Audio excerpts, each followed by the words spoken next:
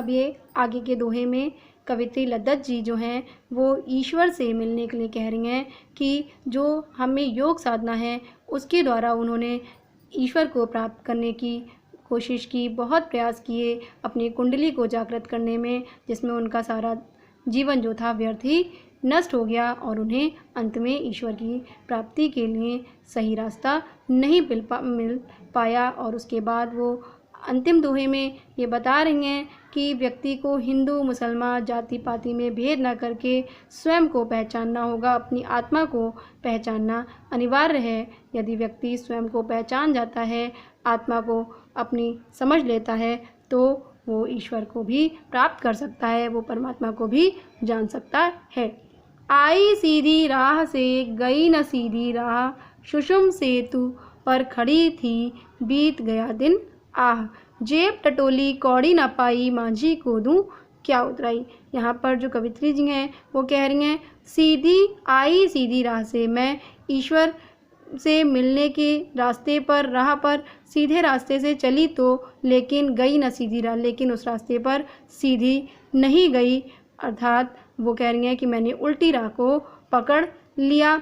सुषुम सेतु पर खड़ी थी बीत गया दिन आ, वो कह रही हैं कि मैं जिस रास्ते पर चली वो था अपनी सुषुम्ना को साधना, सुषुम्ना नाड़ी को साधना और अपनी कुंडली को जागृत करना। वो कह रही हैं कि उसको अपनी कुंडली को जागृत करने में, योगाभ्यास करने में उनका जो था वो सारा दिन व्यतीत हो गया, अर्थात उनका पूरा जीवन उसी में व्यर्थ हो गया। जेब टटोली कौड़ी ना पाई मांझी को दूं क्या उतराई। और वो कह रही हैं जब मेरी मृत्यु निकट है, जब मेरा अंत समय निकट है और मैंने अपनी जेब को टटोला, जेब को देखा तो उसमें कुछ भी नहीं है।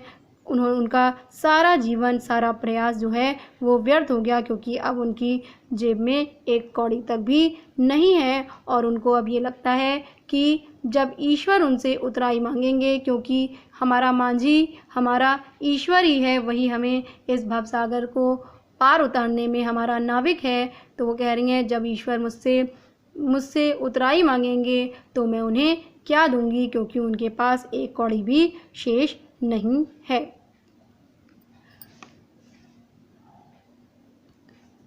थल थल में बसता है शिव ही भेद न कर, क्या हिंदू मुसलमान ज्ञानी है तो स्वयं को जान, वही है साहिब से पहचान। अब यहाँ पर जो कवित्री हैं वो कह रही हैं कि थल थल में बसता है शिव, ईश्वर जो है वो हर एक जगह पर बसता है, हर जगह पर वो विद्यमान है, भेद न कर क्या हिंदू मुसलमान। कवित्री कह रही हैं कि मनुष्य को हिंदू और मुसलमान में, राम या रहीम में, खुदा में या ईश्वर में कोई भी भेदभाव नहीं करना चाहिए। ज्ञानी है तो स्वयं को जान। और यदि मनुष्य सच्चा ज्ञानी है, जो व्यक्ति सच्चा ज्ञानी है वो स्वयं को जाने, क्योंकि स्वयं को जानना ही सबसे बड़ा ज्ञानी होने की पहचान है। फिर वो कह रही हैं वही है साहिब से पहचान, जो व्यक्ति स्वयं को जान जाता है, अपनी आत्मा को समझ जाता है, वही परमात्मा को प्राप्त कर लेता है। आत्मा से ही परमात्मा को जाना जा सकता है।